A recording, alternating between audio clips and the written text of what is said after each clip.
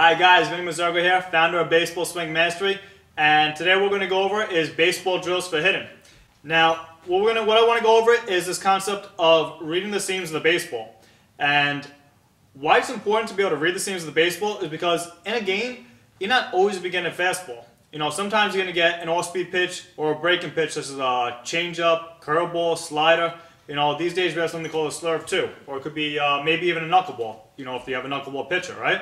And you need to be able to recognize, you know, the difference between a fastball coming in and a curveball or a slider coming in, you know, before the ball actually gets to home plate. And there's a way to do this. And the way to do this is by reading the seams of the baseball. And you do it literally by reading the seams of the baseball, which the seams in the baseball, when the ball's coming into you, it actually rotates differently for each type of pitch. You know, for a fastball, especially a four-seam fastball, you know, the ball is going to be rotating, you know, in such a way on an angle like this and rotating so fast this way that you're not going to be able to see the seams of the baseball if it's thrown correctly. So you pretty much know that it's a fastball coming in that way. You know, but other pitches such as, you know, a curveball is going to have more of an angular rotation, right? It'll have more of an angular rotation. And with that angle, you can actually tell there's a curveball or a slider. You know, if it's thrown correctly, there could actually be a little dot on the ball where it's rotating on that angle. And I'm not going to go into here exactly what each type of rotation looks like, because each pitcher throws is slightly different, and at each level, whether it's, you know, a little leaguer, a high school player, a college or professional player, you know, depending on how seasoned they are as being a pitcher, they're going to have a little more tighter rotation or a looser rotation depending on what level they're at. So, but what you can do to actually get a feel for this is find a friend or a coach or anyone that can actually throw, you know, a fastball and a curveball or a slider or any different variation type of pitches, a changeup too, right? Find your friend and have a catch with them.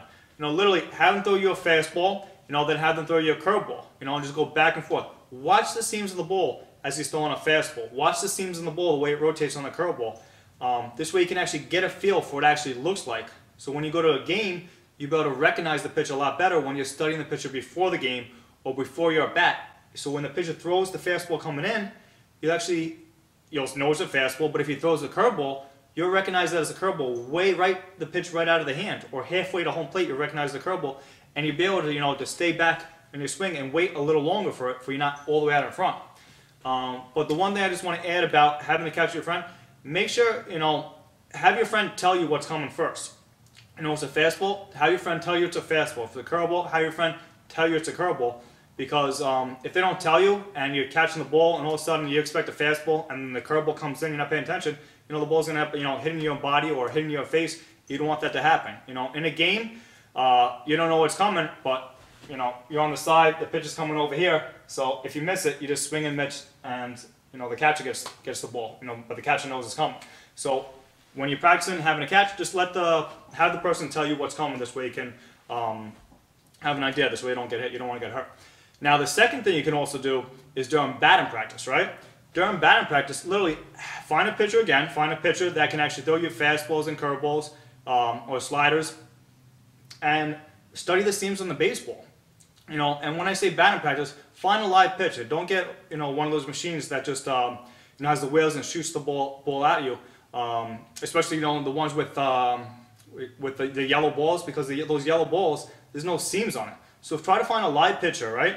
And study how the pitch is rotating coming out of the pitcher's hand. You can see the different rotation. You know, don't actually even swing. You can take a couple of swings, but for maybe, you know, every other swing, or maybe for 5 swings or 10 swings, just be there, you know, step and just watch the pitch come in. Watch the rotation of the ball and study it.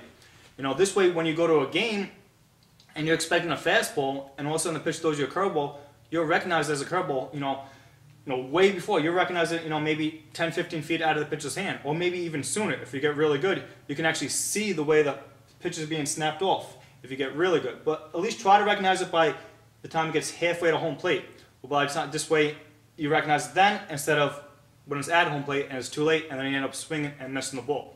So that's my tip of the day on baseball drills for hitting today. And take that drill and start practicing. You know, you got 2 ways to do it. Even better, you know, practice it with a friend, having a catch, and practice during batting practice. All right, guys? Take care. I'll talk to you later.